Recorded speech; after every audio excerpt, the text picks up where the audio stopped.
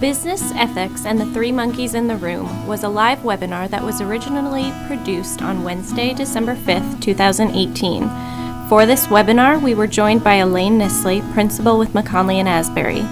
We hope you enjoy this recap, and please visit us online at www.macpas.com for more information about our future webinars and other events. Yes, hello everyone. My name is Elaine Nissley and I am a principal here at McKonly Asbury. I lead the firm's internal audit and management consulting practice. I have over 30 years of experience in risk management, internal audit, internal controls assessment, and project management. Everyone has heard of the three monkeys: hear no evil, see no evil, and say no evil. What we see and hear and subsequently say or do not say has a great impact on our organization. Seeing or hearing something which is unethical or borderline and not saying anything can have ramifications which could result in the loss of jobs or significant exposure for the organization. Today we will look at the three monkeys from a different perspective. We will gain an understanding of ethical perspectives and gain insight into how to change the organization culture from see no evil, hear no evil, and do no evil to I saw that, I heard that, and I'm going to tell. This presentation will begin with a discussion on the theory behind ethical style and perspectives. We will look at ethics from a macro, corporate, and individual level and discuss social contracts within organizations. We will also discuss how our personal ethical perspective, the ethical perspective of others, and the organization's ethical perspective influence social contracts and behavior in the workplace. We will also discuss a self-assessment tool which you can use to assess your ethical leadership style and a balanced scorecard to measure and track the corporate ethical environment. Next, we will look at some frameworks to help you to make balanced ethical decisions. We will finish by reviewing the state of ethics in the workplace in 2017, based upon a study completed by the Ethics and Compliance Initiative. We will look at a summary of the federal sentencing guidelines related to the key components of an effective ethics audit program to protect both the organization and their employees. Ethics is relative and varies across cultures and between individuals. The Encyclopedia of Philosophy defines ethics in three ways: religion-based, a general pattern or way of life; professional ethics, a set of rules of conduct or moral code; branch of philosophy, inquiry about ways of life and rules of conduct. In this portion of the presentation, we are going to concentrate on professional ethics, or the rules of conduct or moral code, from an organizational perspective, and relate this to personal ethics and the social contract. We will discuss various ethical styles and perspectives which influence how individuals behave in a business setting. We will look at two ethical styles, justice and care.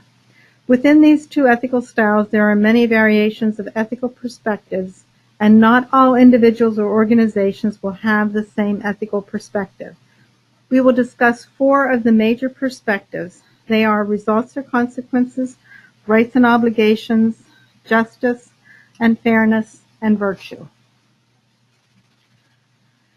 Ethics of care and ethics of justice are two different ethical styles and influence the outcomes of ethical decisions. One is not better than the other. Even though ethics of justice and ethics of care may seem very different from one another, actually they are connected. People generally depend on both to make ethical decisions. The more you are able to mix these two ethical styles, the better you are in making the effective ethical decision. I do have a short exercise that you can complete to determine if your ethics style is justice, care, or a combination. If you are interested in the exercise, please send me an email and I will send you the exercise in the answer page. My email is listed up on the slide, enissley@macpas.com. The ethics of justice relies on principles like justice, fairness, equality, or authority. The advantages of this approach is that it looks at a problem logically and impartially.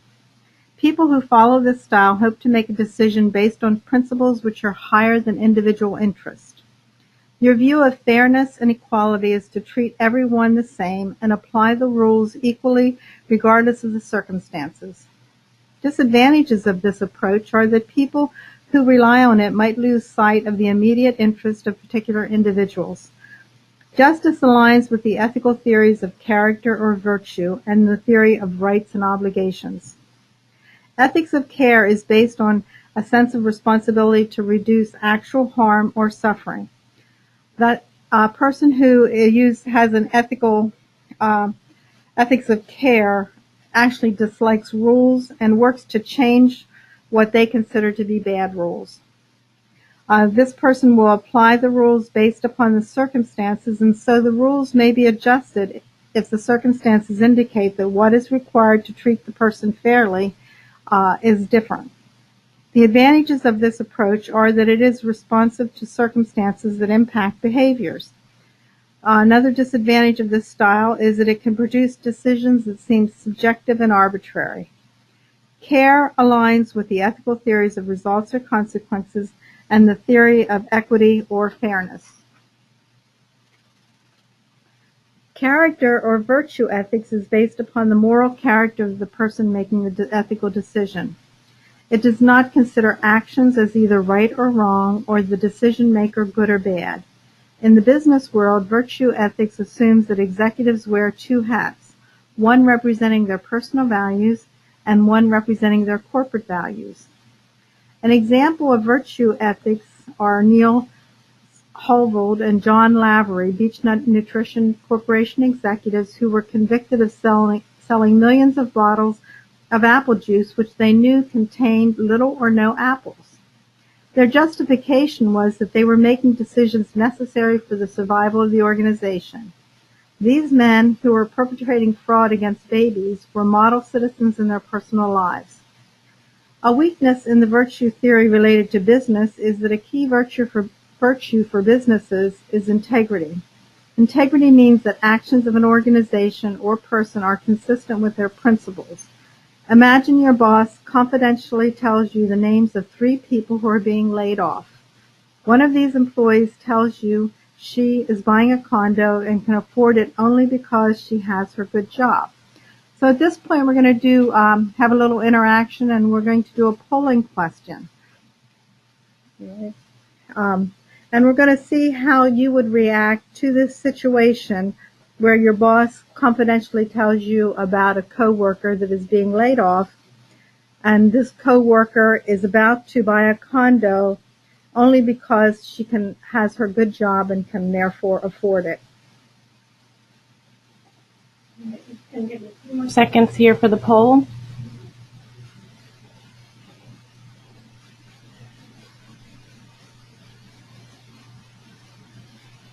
Looks like a few of you are still getting your choices in. All right. Go ahead and close that.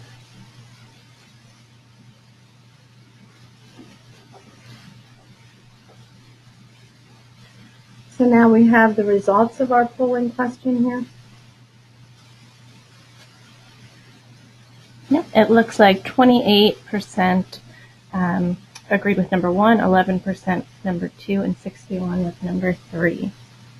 Well, that's wonderful, because the first one really relates to upholding a trust, and the second one showing compassion, and the third answer is actually a combination or a balance of the two.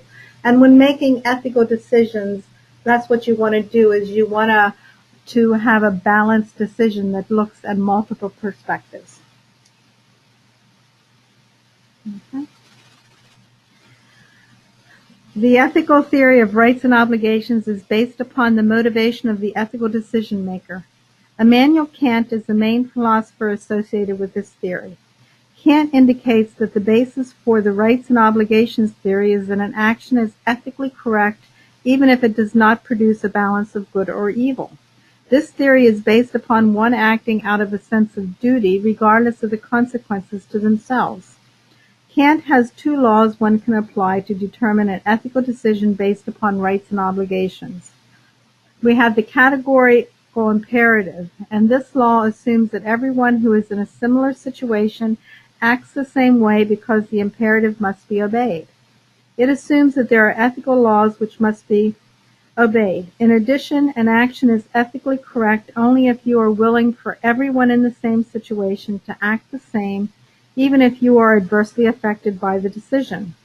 For example, if you say it is acceptable for you to lie to your investors about your financial statements, then you cannot say it is unacceptable for someone to lie to you about financials which could adversely affect you.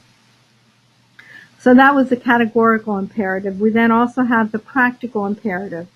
This law says that everyone must be treated equally and everyone has moral worth. For example, a company hires an individual to perform consulting work. The company charges a billing rate which is much higher than the rate paid to the employee and makes a profit. As long as the employer treats the employees as individuals with moral worth and recognizes that they have the power to make choices, this is acceptable. On the other hand, in the master-slave relationship, the master benefits from the efforts of the slave, but the master does not allow the slave to make choices and treats the slave as if he has no moral worth. That is not acceptable. So the rights and obligation theory has weaknesses since it does not take into consideration the consequences. Making a decision based upon one's duty may have negative consequences both to oneself and to others. To balance this weakness, we can apply the theory of results or consequences. The ethical theory of results or consequences is based upon the theories of philosophers such as John Locke, Jeremy Bentham, James Mill, and John Stuart Mill. Consequentialism considers ethical behavior in terms of the results or consequences of the ethical decision. This theory of ethics is often adhered to by results-oriented people. It focuses on the impact of the decision and makes an ethical decision based upon acceptability in the terms of the consequences of the decision.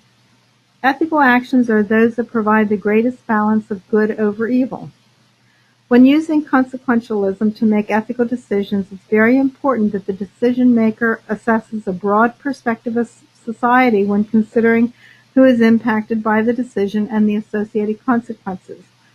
For example, if a CEO talks the board of directors into giving the CEO a $100 million bonus, the CEO may derive great happiness from the bonus. One could say that this is a good ethical decision because it promotes happiness. However, if the CEO does not consider the impact on the rest of the organization or society, the CEO is ignoring the broader ethical consequences of the decision, such as the potential for employees to lose their job, increased prices of products or services, or even potentially the demise of the organization. The CEO has acted in self-interest and greed, not ethically. An ethical decision requires that the decision maker be impartial and not give extra weight to personal feelings or consequences. That is, balance self-interest, not greed or selfishness. The consequentialism principle promotes the greatest happiness for the greatest number of people. It does not imply that the Machiavellian principle of the ends justifies the means is acceptable. Another issue with this theory is it assumes that one can measure happiness and make a fair assessment of the best distribution of happiness. Should the CEO give everyone a 5% increase and slightly raise the happiness of all? Or should the CEO give a significant increase to top management and greatly increase the happiness of this elite team? Since this theory only focuses on consequences, it ignores motivation, which leaves many people unsatisfied. This is an example of the saying, the road to hell is paved with good intentions. To balance the emphasis on consequences, one uses another ethical theory which relates to behavior. That is the theory of equity or fairness.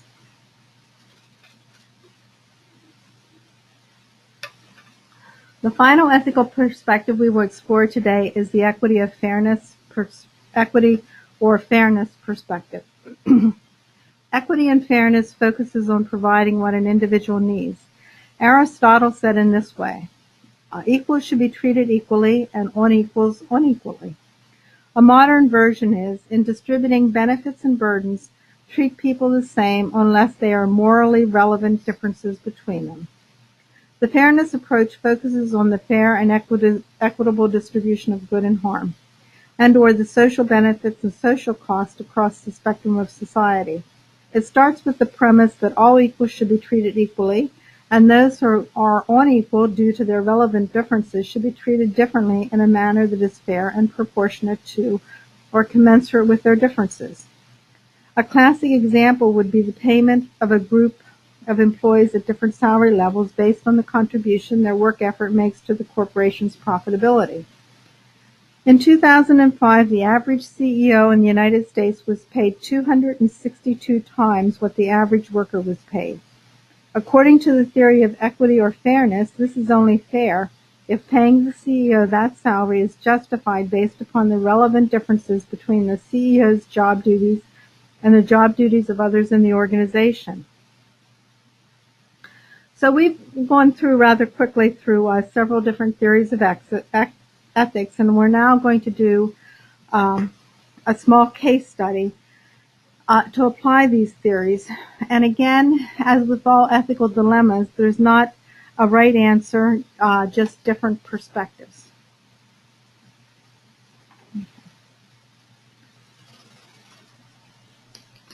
Okay. And then we do have, related to this case study, we're going to have a little polling question at the end of this. But we do have Ann Greeley, who's the CEO of Linkage Construction, and she served, and Linkage Construction serves as the general contractor for the construction of the air ducts for large supply malls and other buildings. Ann Greeley, the CEO, prides herself on being able to manage her company effectively and in an orderly manner. For years, there's been a steady 22 to 25% growth in sales, profits, and earnings per share. And she wanted this to continue because it facilitates dealing with the banks to raise expansion capital. Unfortunately for Joe Falk, the chief financial officer, the situation has changed. One day, Ann comes to Joe's office and says, "Joe, we've got a problem. You know my policy for steady growth? Well, we've done too well this year. Our profit is too high. It's up to a 35% gain over last year. What we've got to do is bring it down this year and save a little for next year. Otherwise, it will look like we're off our well-managed path. I will look like I didn't have a handle on our activity. Who knows, we may attract a takeover artist. Or we may come up short on profit next year. What can we do to get back on track? Perhaps we can declare that some of our construction jobs are not as far along as we originally thought, so we would only have to include a lower percentage of expected profits on each job in our profit this year. Also, we could take the $124,000 in R&D costs we incurred to fabricate a more flexible ducting system for jobs A305 and B244 out of the job cost inventory and expense them right away. Now listen, Joe, don't give me any static about being a qualified accountant and subject to the rules of your profession. You are employed by Linkage Construction. I am your boss, so get on with it. Let me know what the revised figures are as soon as possible." So here in our polling question, based upon the information we talked about in our discussion of ethics, what would you do if you were in Joe's shoes? All right, we've launched the poll, so we'll give it about 10 seconds or so here.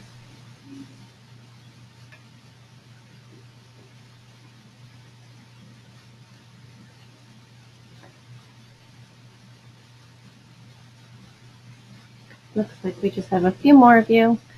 Just a couple more seconds.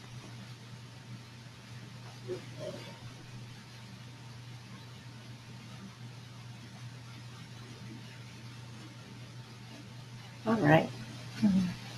Share those results. Okay, so let's see what kind of ethical perspectives we have here today. Okay. So looks like that 92% refuse to go against, 3% accept, and 5% accept the direction of CEO. Number 3.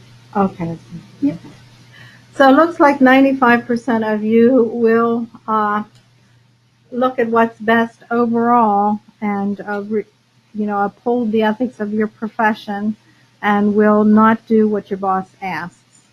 We do have a small percentage, though, that will accept the direction of the CEO and do what she asks. So again,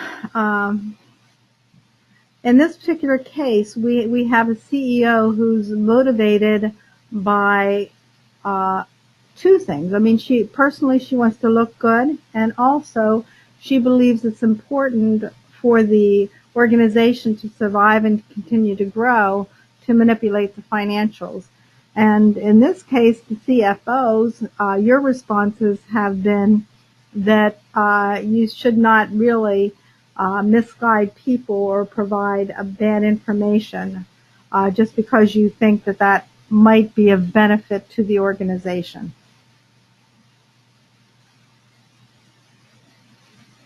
Okay, we're going to move on. Okay. We're going to move on then to the application of ethics. Organizations deal with three major types of ethical environments, each with their own set of ethical issues. We have the systemic, the corporate, and the individual environments. The systemic ethics relates to ethical questions about the economic, political, and legal environment in which the organization must operate. That is, ethics related to laws, regulations, social practices, etc., of the environment in which the business operates. These are external ethical pressures on the organization. And in today's world, with our global economy, those systemic pressures have become more and more complex. The next type of ethical environment is the corporate ethics, and corporate ethical questions relate to the way an organization itself operates. That is, within the organization, and includes the policies, procedures, and standards of operation. In addition, the tone at the top has a major influence on corporate ethics. And we're going to discuss various components of ethical dilemmas at the corporate or organizational level later on. And then the third level is the individual ethics. The individual level of ethics relates to how individuals operate within the organization. And we're going to look at ethical issues related to individuals within the context of how people operate within an organization.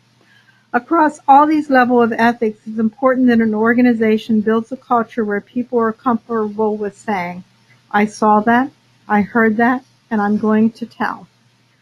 That is a culture where employees do not fear retaliation if they come forward. Knowing their employees can and will speak up is one of the best deterrents to unethical behavior within an organization. Think back to the case study for linkage construction. Will Joe act differently if he thinks that human resources and the board will support his decision to not cook the books?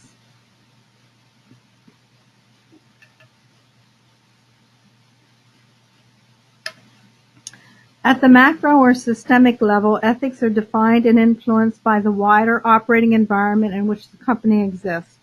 Factors such as political pressure, economic conditions, society's attitudes towards certain businesses, and even business regulation can influence a company's operating standards and policies. Business owners and managers must be aware of how these pressures affect operations and relationships and how they may impact markets locally, nationally, and internationally. Ethical cultures within an organization do not happen by chance.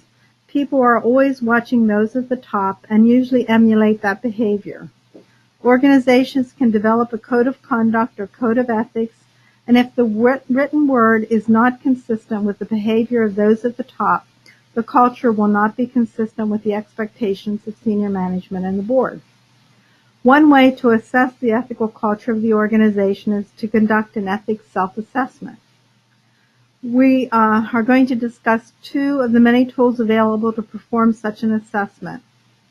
One of them is for leadership ethics and one is for organizational ethics. I'm sure you've heard the idiom, you cannot see the forest for the trees, and this frequently happens when attempting to assess the ethical culture of an organization. It can be difficult for insiders who are very involved in the details to step back and conduct an independent assessment of the ethical environment. That is one of the reasons that organizations will engage an independent third party to conduct a business ethics audit. These audits are conducted using a series of interviews and questionnaires to gather information about how closely the responses of the individuals align with the business code of ethical conduct. But if you want to do something internally, there are many influences on an individual's ethical perspective. The values taught and supported by one's family generally set the basis for individual ethical perspectives. They are ones that people learn from studying, from their peers, and from individual events in their lives. Business students are trained to become business managers, and this training includes training on ethics. Managers should be creative and innovative in the solutions as they solve practical business problems. They should be no less creative when it comes to ethical problems. Managers should use their moral imagination to determine a win-win ethical solution or alternative. In the business world, we should make decisions that are good for the individual, the firm, and society. In order to make this balanced ethical decision, it's important to balance across the ethical perspectives. This is where studying ethics provides one with a greater ethical perspective and provides the understanding to assess ethical situations in a more balanced fashion. So one of the ways to do this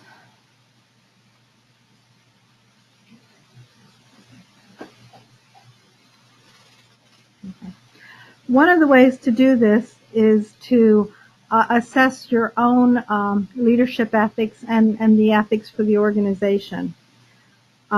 So how do you broaden your ethical perspective? Well, the answer is that you deliberately work on this skill as you would any skill which you want to improve. It's important to work on the ethical perspective and understanding skills both at an individual and a corporate level. In order to know if you are moving in the right direction, it's important to set a baseline. I have two very simple tools which can be used to conduct self-assessments at the individual and corporate level. Generally, people think that they know where they stand individually or corporately from an ethical perspective. It is fine to trust, but one should always verify your assumptions. In addition, one should consider having an independent third party periodically conduct assessments to remove the bias from the assessment. So as leaders in your organization, your personal behavior has an impact on the ethical culture around you. Those in leadership positions have an opportunity to influence the ethics of their staff, peers, and the ethical culture of the organization. When was the last time you thought about how your behavior impacts those around you and the culture of your organization? One way to maintain awareness and increase your positive impact is to use a leadership ethics self-assessment survey. This tool addresses the following areas related to your approach to leadership ethics. It looks at how you prioritize, communicate, practice, and support the ethical perspective of the organization. This self-assessment tool is designed to help you identify areas in which you are successfully modeling behaviors that foster an ethical environment and culture. It will also highlight opportunities for improvement. The assessment is designed for leaders at the senior executive and mid-manager level. This tool will challenge you to think about your own leadership behaviors. Each question suggests a behavior or skill you may wish to develop. Each leader's situation is unique. Think about your local situation and whether increasing your use of the behavior or the skill could improve your leadership practice and thereby your local ethical environment. There are no right or wrong answers, therefore no mechanism is provided to enable you to calculate an overall score or compare your responses. So once you complete the self-assessment questions, then you develop an action plan. You use it to identify opportunities to improve your leadership practice and local ethical environment and culture. It is recommended that you revisit this assessment on a regular basis to foster continuous improvement. So for those who are interested, please provide me with an email, and I will send out that assessment to you as well.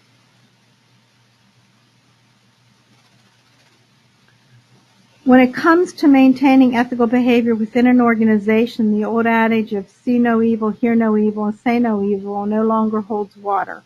The new image of the three monkeys is I saw that, I heard that, and I'm going to tell. This is the culture we must foster within our organizations. One way to assess and measure ethical behavior within an organization is to maintain a balanced scorecard.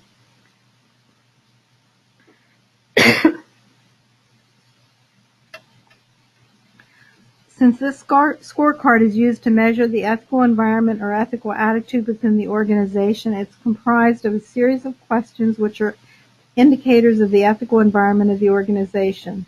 The metrics will vary based upon the organization. And again, if you're interested in this corporate ethical behavior balanced scorecard, just send me an email and I will send that out to you. Corporate governance is an area of key concern in the post-financial crisis area. Ethics from a leadership and organizational perspective is at the core of corporate governance. This is an area where you may want to trust but verify. The self-assessment and balanced scorecard tools are only as good as the information provided to complete the tools. As long as human beings are involved in a process, there will be a possibility of deceit. It generally takes clever and objective people to uncover the deceit within an organization. Friendships and close working relationships built upon trust can cloud an individual's judgment and make it difficult to complete an objective assessment of the leadership and organizational ethics within your organization. Again, using an independent third party who's trained and experienced in conducting ethical business practices assessments can be an effective method for obtaining a clearer picture of the ethical culture of your organization. Okay, next we're going to talk about social contracts. And if you look up there on the screen, we have a little of some of the things that are, especially the one at the bottom. You know, the expectation is when you take out the dog for a walk, you have that little baggie along and you clean up after yourself. And that's kind of an example of a social contract or social expectations. So the concept of a social contract is based upon the idea that the decision maker imagines the decision as a contract and then imagines changing places with those who are impacted by the contract. In that way, the decision maker can better appreciate the impact of their decision.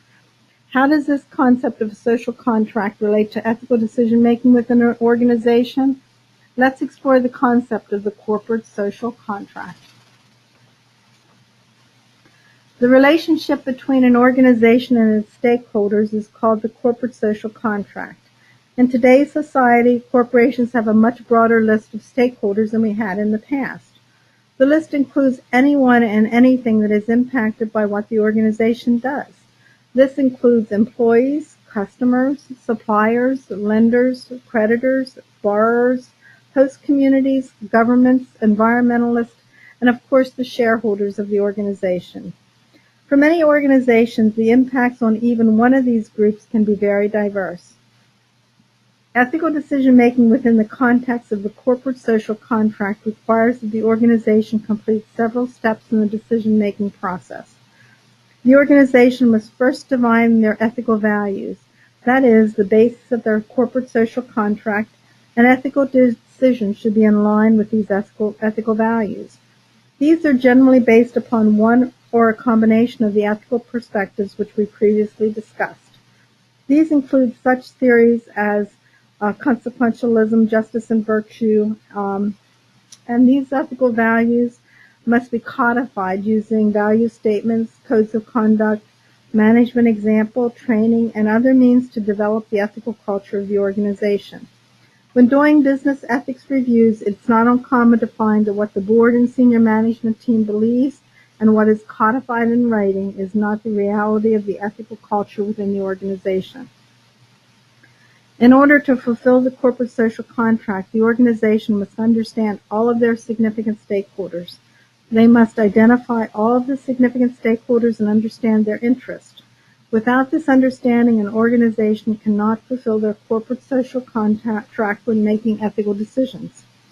One example is child labor. Should an organization take into account the child labor practices in a country when they are deciding if they want to locate a plant in that country? There are many other emerging issues. For example, real-time satellite surveillance videos. Should Google Earth make public real-time videos? There is the wearable technology craze, which comes with the question, should employers be allowed to require you to wear devices to track your movements? So it's become a very complex process for organizations to make ethical decisions and fulfill their corporate social contract. There are many practical and analytical approaches an organization can use when making ethical decisions. We're going to discuss 3 of the common models to ethical decision making: the modified 5-question, modified moral standards, and modified Pastin approach to ethical decision making. Using an organized approach will generally result in a more balanced ethical decision.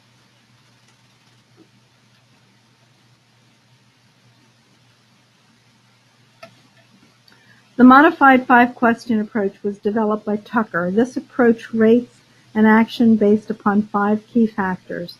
These factors are profitability, legality, fairness, impact on the rights of each individual stakeholder in the environment, and lastly, how does it demonstrate the virtues of the stakeholders expect from the organization. And the challenge in using this framework is to identify all the stakeholders and the fairness and impacts to a wide variety of stakeholders. When a decision is fair to some stakeholders and not fair to others, or has negative impacts to some stakeholders, one is challenged with prioritizing the needs and the impacts of the various stakeholders. The Professor Manuel Velázquez developed the modified moral standard approach. This approach focuses on 4 dimensions of the impact of the ethical decision. This impact-based approach is well suited to organizations whose ethical culture is based upon consequentialism, or the results or consequences of the ethical decision. This approach appeals to results-oriented individuals. One makes decisions by applying 4 questions related to the benefit to society, fairness, rightness, and virtues. These questions and challenges are very similar to the 5 questions approach. The major difference is that this approach has the emphasis upon the impact of the stakeholders and less to the impact on the organization or the corporate impact. And the last approach to ethical decision making is the modified Pastin approach to stakeholder analysis, and this was developed by Professor Mark Pastin. He extends the moral standards and takes into account the corporate culture and problems. This approach makes the ethical evaluation based upon a comparison to the company's ground rules. What is important to the organization? The endpoint ethics, the net benefit to the organization and the stakeholders. Rule ethics, does it impinge upon the stakeholders' rights and require rules to resolve the conflict? And problems of the commons, does it abuse rights which belongs to everyone? So let's go back again to our case study where we have our CEO who wants to cook the books. Using the modified 5 questions approach, we have our final, this is our final, is that no, okay. Yeah. Okay, this is not a polling question. Okay. We can ask the questions, is it profitable? So by making the changes that the CEO wants to make, would it be profitable to the organization? And the question is yes. The next question is it legal? Well, no, it's not legal. Is it fair to all stakeholders? Well, you're lying to your shareholders, so probably no. Is it right?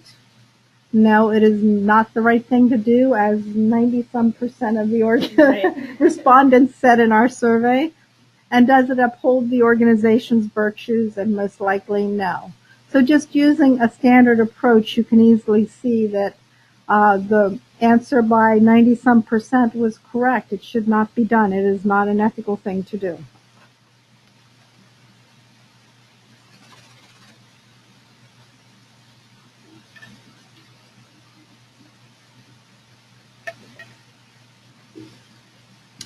So you've had the opportunity to assess your ethical style. We've talked about ethical perspectives and looked at an ethical dilemma and applied some ethical decision-making frameworks. And I hope this has provided everyone some food for thought. We're going to continue on today by looking at the state of ethics in the workplace in 2017 and discuss some key components of an effective ethics program. The Ethics and Compliance Initiative has been studying and reporting on ethics in the workplace since 1994. We will look at some of the findings in the March 2018 report of Workplace Ethics in 2017. One of the keys to an ethical environment is integrity. Employees who work in an environment where management has integrity are more likely to feel less likely to feel pressure to conduct themselves in an unethical fashion. They are more likely to act like the three monkeys who say, I saw it, I heard it, and I'm going to tell. And in the workplace where management has high integrity, management is less likely to retaliate when someone reports observed or perceived misconduct. That being said, an ethical culture with high integrity will foster an ethical environment where misconduct is less frequent and management is more likely to hear about misconduct when it does occur. So again, when you're doing an assessment of your organizational culture, is integrity one of the keys or one of the baselines of your culture within the organization? In 2013, 51% of the employees said that within the last 12 months they observed conduct that either violated organizational standards or the law. In 2017, that number went down to 47% who reported observing misconduct. This was an 8% decrease and close to the historic low of 45% reported in 2011 and 2003. So overall, rates of observed misconduct have declined. Of those who observed abusive behavior, 63% of the employees reported that the misconduct they observed was committed by someone in management or a first-line supervisor. Those who observed the misconduct said that 60% of the wrongdoing consisted of multiple incidents or was part of an ongoing pattern. The types of most frequently observed misconduct have really not changed in the past. The top 5 reported behaviors from 2013 through 2017 are lying to employees and external stakeholders, abusive behavior, internet abuse, conflicts of interest, and health violations. The report goes on to indicate that 69% of the employees said they reported the misconduct that they observed. This was a 23% increase since the inception of ECI's research. And the top 5 reported suspected wrongdoings are misuse of confidential information, giving or accepting bribes or kickbacks, stealing, failed specifications, and sexual harassment. In 2017, 16% of the employees experienced pressure to compromise standards, and this was a 23% increase over the 13% reported in 2013. And this is something to be wary of because this is an ongoing trend because there's been increased pressure to compromise standards within the last decade. Pressure matters because it leads to misconduct. 84% of those who feel pressure also observed misconduct. So this is a 115% increase compared to those who do not feel pressure. Pressure creates an environment in which questionable business practices are almost twice as likely to be accepted. 63% see such practices rewarded, fueling the likelihood that violations will occur. So again, when it comes to assessing culture within your organization, take a look at pressure, both whether it be real or perceived pressure within the organization. The rate of retaliation against employees for reporting wrongdoing doubled since 2013. While in past years of this research, ECI revealed that reporting and retaliation rise and fall together, what is most concerning is that in 2017, retaliation rose significantly higher than reporting. So there was a 100% increase in retaliation as opposed to a 7% increase in reporting. So retaliation happens quickly. 72% of the employees who experienced retaliation said that it occurred within 3 weeks of their initial report. The types of reported misconduct does influence the likelihood of retaliation. The top reported misconduct likely to result in retaliation is when people accept bribes or kickbacks within the organization, if they're making improper political contributions, or just reporting some sort of suspected abuse. So again, when you assess your culture within your organization, look for examples of retaliation and assess whether or not that is occurring within the organization. And then coming to the point of my presentation today, the single biggest influence on employee conduct is culture. In strong cultures, wrongdoing is significantly reduced. Yet only 1 in 5 employees indicated that their company has such an environment. This status remained largely unchanged over the last decade. In addition, in 2017, 40% of the employees believe that their company has a weak or weak-leaning ethical culture, a trend that has not notably changed since 2000. Culture is defined as the shared understanding of what really matters in an organization and the way things really get done. ECI measures culture by gauging employee perceptions about ethics-related actions of management, supervisors, and non-management employees. Looking at these statistics on how an organization's culture impacts behavior really emphasizes the importance of implementing a strong ethical culture.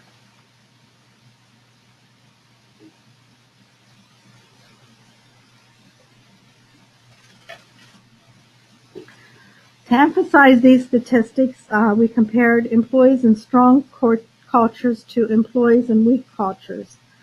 Employees in strong cultures are 3 times more likely to say they experience pressure to compromise standards. 3 times more likely to say they observed misconduct, and 41% less likely to report observed misconduct. 27% more likely to say they experience retaliation. So if you have a weak culture, pressure is more prevalent, misconduct is more prevalent, the reporting of that misconduct is less likely to occur, and retaliation will occur after there is a reporting. So historically, ECI ethics studies indicate workplace conduct tends to change with market conditions. This trend continues in 2017. In study periods when the market experienced a downturn, our ECI research showed fewer employees felt pressure to compromise standards. Results of this update show that as the market improves, the pressure to compromise increases. These findings are troubling because increases in pressure have been shown to precede a weakening of ethical cultures. As that happens, as already shown in this report, conduct worsens. So after nearly a quarter of a century studying employee perspective of ethics in the workplace, ECI has proven that if companies do not take the steps that improve their workplace cultures, conduct among employees will decline. In light of the worsening of 2 key indicators, pressure and retaliation, along with the status quo of organizational culture, trouble may be ahead. In 2017, 16% of employees experienced pressure to compromise standards. This was a 23% increase over the last measurement, and is part of an ongoing trend as pressure has increased substantially in the last decade. Pressure matters because it leads to misconduct. 84% of those who feel pressure also observe misconduct. This is 115% increase compared to those who do not feel pressure. Pressure creates an environment in which questionable business practices are almost twice as likely to be accepted. 63% see such practices rewarded, fueling the likelihood that violations will occur. The time is now to make ethics and compliance a priority. Historically, this body of research has revealed that the following first steps will make a difference for businesses regardless of size and industry.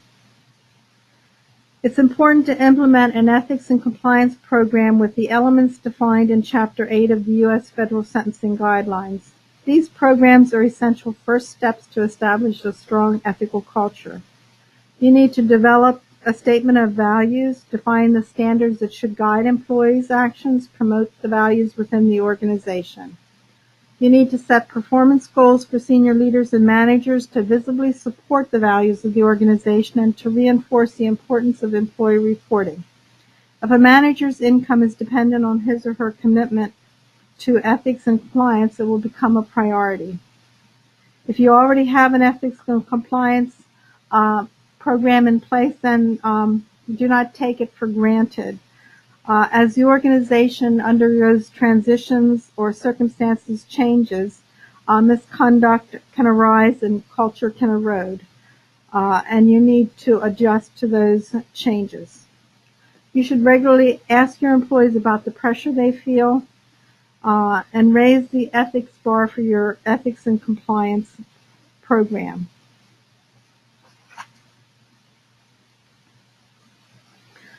The recommendation to implement an ethics and compliance program within the elements defined in Chapter 8 of the U.S. Federal Sentencing Guidelines is important.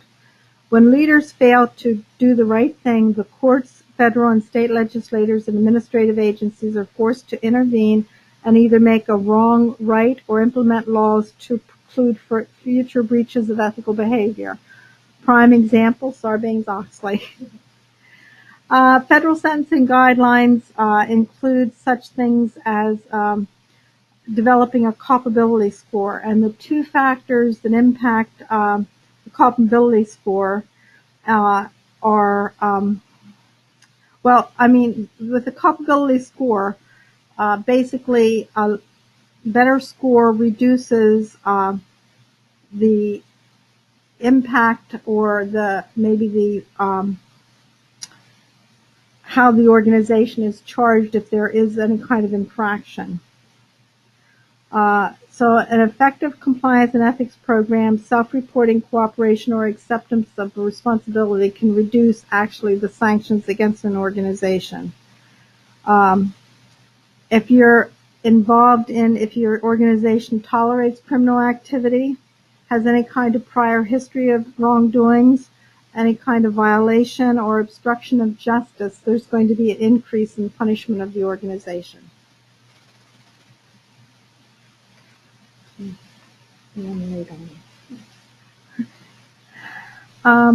So due diligence and promotion of an organizational culture that encourages ethical conduct and commitment to compliance with the law minimally requires the following.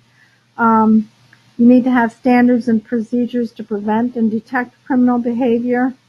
You need governing authorities that are knowledgeable. You need high-level personnel involved in that governance. And you need people within the organization that are delegated day-to-day responsibilities.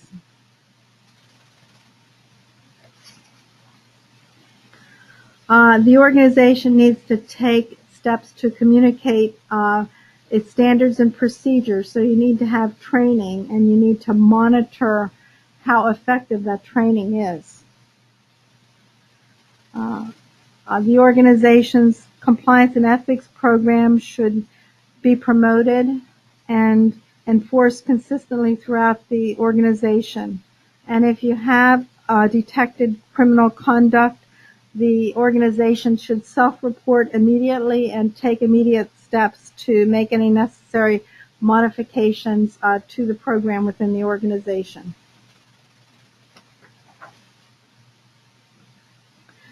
So an effective ethics program not only encourages ethical conduct, it walks the talk and educates employees on what is considered ethical versus unethical within the context of their job responsibilities and the people they interact with. Three components of an effective program are a code of conduct that is written and understood by the individuals within the organization. There needs to be training, and that training needs to be tailored to the individuals that are being trained so that they really understand the training. And then you need to have ethical environment audits. You need to really assess it from an independent, the ethical environment from an independent perspective. Okay. So we have our final polling question, and then we're going to be finishing out our presentation for today.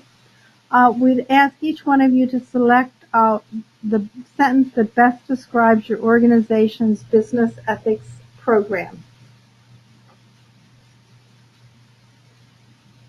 All right, we'll just give it some time here for all of you to respond.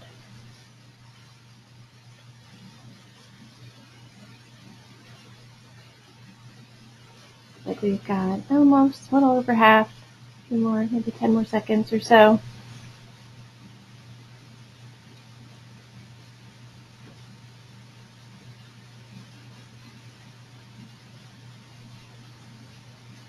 Okay, we'll close that poll here. So what kind of ethical environments do we have there within the businesses that are all right, so participants? Yep. So it looks like 14% has an informal code, 46% has a written code, and then 40% there has that rest. Yeah, where they have a written code and they require employees to sign and acknowledge the code. Yeah. And really that is the ideal situation if you have a code where, because when individuals need to sign something, they're more likely to pay attention to it and take it seriously. So in short, the hallmarks of a good business ethics program provide controls over all three sides of the fraud triangle. They have internal controls that limit the opportunity for intentional or unintentional ethical behavior. They have an ethics compliance program that's managed at a high level with high level accountability. And this program includes educating employees on what is considered unethical behavior and making them aware of the negative consequences of participating in unethical behavior. Make it clear that turning your back on unethical conduct and not reporting it is considered participation. Educate employees that it is their duty to report unethical behavior. Make reporting easy and make sure employees know how to report suspected unethical conduct. And then incentives. Make sure that corporate incentive programs do not reward employees for participating in unethical conduct. So today we discussed various ethic theories, including ethics based upon consequences, rights and obligations, justice and fairness.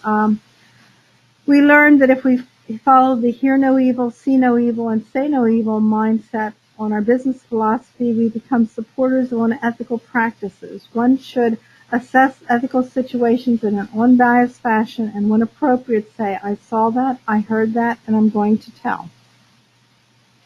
So again, we did run a little over today. If anyone has any questions, feel free to send them to me. My email is on the screen, and thank you for spending time with me today. Thank you once again for joining us for this webinar recap produced by McKonly Asbury. We hope you join us for our future webinars. You can stay connected to us and learn more about all of our upcoming events by visiting us at macpas.com. Thanks again and have a great day.